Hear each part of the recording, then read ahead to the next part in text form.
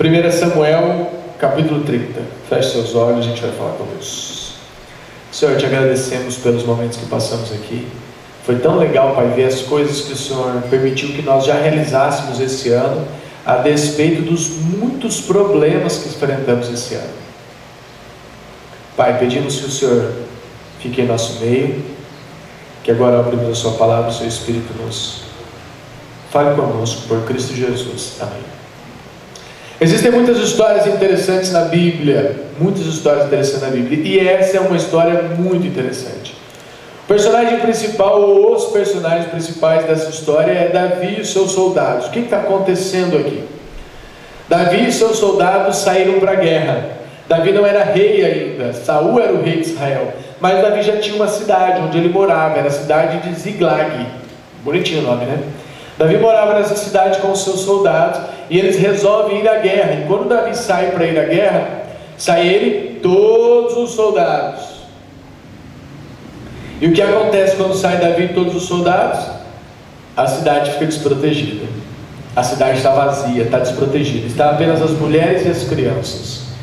E eles foram para a batalha, foram lá ajudar. Essa era uma cidade filisteia, eles estavam morando no meio dos filisteus, e eles foram para ir para a guerra com os filisteus. Chegam lá, os filisteus falam assim: não, Davi, vai que no meio da batalha você resolve fazer uma média com os israelitas e sai matando a gente. Não vem para a guerra, você volta para sua casa. Só que nesse período dele ir para a guerra e voltar, ele está voltando para casa, ele chega na casa dele. Eu queria que você lembrasse quem era Davi e seus soldados. Davi e aqueles homens eram homens de guerra.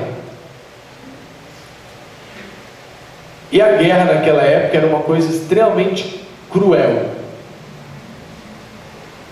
Então eu consigo imaginar que aqueles homens eram homens brutos.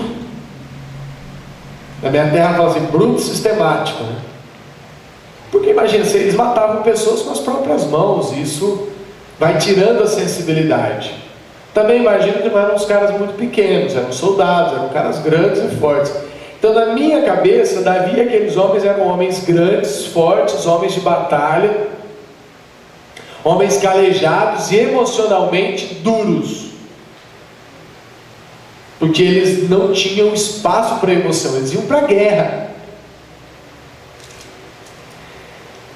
O versículo 1 do capítulo 30 diz assim: sucedeu, pois, que chegando Davi e seus homens ao terceiro dia a Ziglag, já os amalequitas tinham dado contra a cidade, ferido e queimado.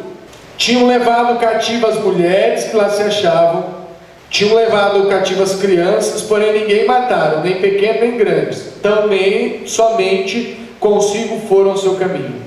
Davi e seus homens vieram à cidade, ela estava queimada, e suas mulheres e seus filhos e suas filhas eram levadas em cativo. Imagina a cena, aqueles homens tinham ido para a guerra, para lutar, homens duros, e eles voltam, eles chegam diante da cidade, a cidade está toda queimada, as mulheres e as crianças levaram, tudo levado. Ou seja, Davi e seus homens se encontram agora diante de um dos grandes problemas, talvez o momento de maior dor da vida deles, um problema que aparentemente não tem solução. O exército inimigo veio e levou as mulheres, crianças e todos os bens, e tacou fogo na cidade. O que você acha ou o que você esperaria de homens como Davi e seus soldados, diante dessa cena? Qual seria a reação certa diante desse problema?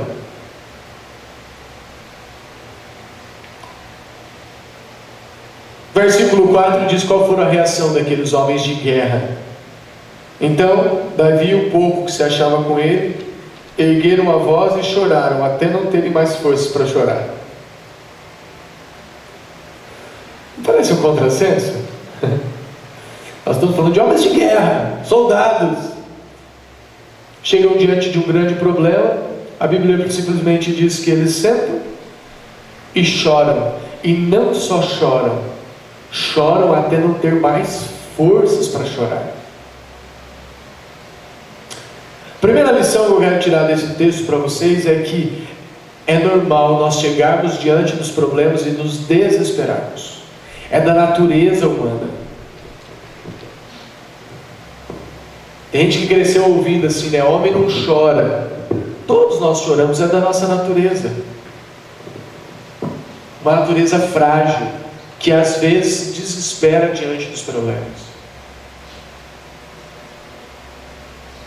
Nos últimos 4 meses, nós paramos diante da pandemia e choramos.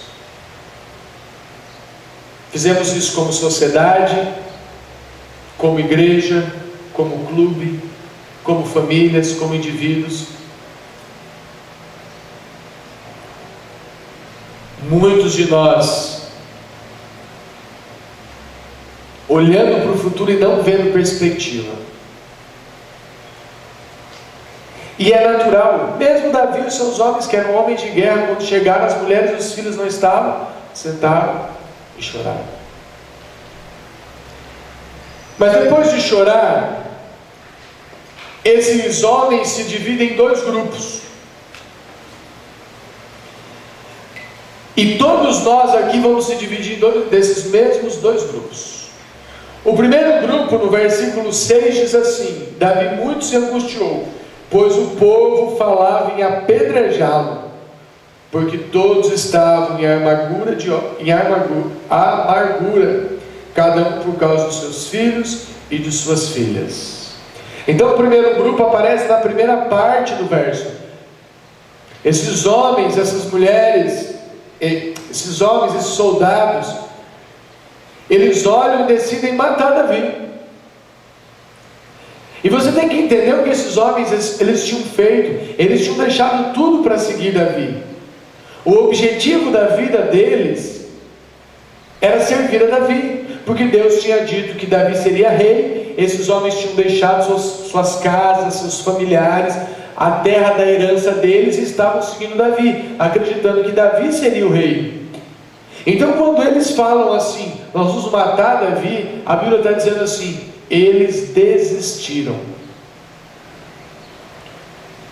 Porque se o objetivo da vida deles era servir Davi e levar Davi ao trono, eles desistiram. Então tem gente que chega diante do problema, chega diante da batalha, todo mundo chora, todo mundo fica em pânico, todo mundo tem medo, e alguns sentam e desistem. Pastor, a pandemia não vai passar, não vai mesmo. 2021 para frente. Pastor, pode ser que eu faça uma coisa e não posso fazer outra. Pastor, como é que vai ser? Eu não sei. E talvez você esteja sendo tentado a desistir. O final do versículo 6 diz assim: porém, Davi se reanimou no Senhor seu Deus. Aqui aparece um segundo grupo. O primeiro grupo desiste. O segundo grupo também chora. Também chora até não ter mais forças. Mas depois de chorar e até não ter mais forças, o segundo grupo se reanima em Deus. Comece a olhar para frente. E se você continuar lendo os versos, então Davi manda chamar Abiatar, o sacerdote, manda consultar o Senhor, começa a traçar uma estratégia, faz planos, encontra meios para que as coisas aconteçam, se levanta, vai, busca e resgata suas mulheres, seus filhos, de todo mundo. Nós nos encontramos num momento, depois de 4 meses, 5 meses de pandemia, onde todos nós sentamos e choramos, onde nós vamos se dividir nesses 2 grupos. Um grupo vai desistir. Os problemas são grandes demais, não há o que fazer, vamos ver o que a gente faz ano que vem. E é até cômodo para a gente. Tranquilo. Mas há um segundo grupo, como Davi, que depois de chorar até não ter mais forças, se levantará. Vai olhar para Deus e perguntar: Senhor, como é que eu faço para salvar os que o Senhor me deu no meio de uma pandemia? Como é que eu faço para cuidar das minhas crianças, no momento onde o governo diz que eu não posso estar em contato com elas. Na minha realidade, Senhor, como é que eu faço para salvar o meu clube? Para que ele não feche as portas. Para salvar a minha diretoria.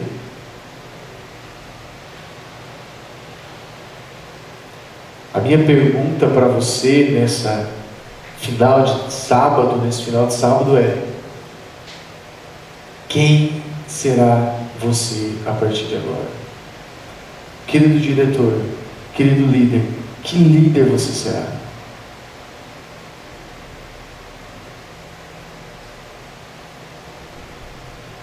Nós estamos vivendo um momento diferente. Não existe cobrança. Ninguém olhou para mim e falou assim: ó, você tem que visitar os diretores das regiões. Na verdade, para todo chefe meu que eu falo que eu ia vir falar, eu vou passar a região. Eu falo, certeza? Sim. Não, você pode continuar em casa. Você não precisa viajar. Pode continuar assistindo culto, pregando online, assistindo culto pela internet. Não, mas eu quero rodar. Posso? Não. Poder você pode. Nós não estamos fazendo nada fora da regra. E eu já estou cansado de ficar sentado chorando. Já deu para mim, entendeu?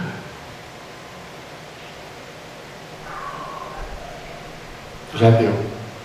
E eu tenho perguntado para Deus: Senhor, o que eu posso fazer pelos diretores que o Senhor me deu? Não é muita coisa. Vir aqui, ouvir as histórias de vocês, ler um texto da Bíblia, não é muita coisa. É bem pouco. Eu gostaria de poder fazer mais. Mas esse pouco eu vou tentar fazer. Diretor, é hora de você olhar para Deus e falar: Senhor, o que eu posso fazer pelos meus? Já sentei e chorei. Agora, o que é que eu posso fazer? Pode parecer bem pouco. Pode ser que você ache assim, mas será que vai fazer a diferença? Mas eu tenho certeza que Deus transformará esse pouco em muito. Eu gosto de uma frase que o Clodoaldo tem repetido, né? Quando Deus elegeu você lá na comissão, Ele já sabia que ia ter pandemia. Ele já sabia que tudo isso ia acontecer. Ele não foi pego de surpresa. Então agora é hora de ouvir a voz de Deus e se perguntar: Senhor, o que é que eu posso fazer pelos meus, num contexto tão difícil quanto esse? Querido meu Deus, meu Pai, louvamos o Seu nome porque entendemos e conhecemos o Seu amor. Não é a primeira crise, nem a primeira batalha que nós enfrentamos, Pai. Muitas já vieram, mas sabemos que muitas ainda virão. Confiamos em Ti, Pai, por isso seguimos em frente. Não sabemos como as coisas serão nos próximos dias e meses, não sabemos se são melhores ou piores, mas confiamos que da mesma forma como o Senhor esteve até aqui conosco, o Senhor seguirá ao nosso lado. Perdoe se nós falhamos em algum momento e conduza a nossa vida por Cristo Jesus. Amém.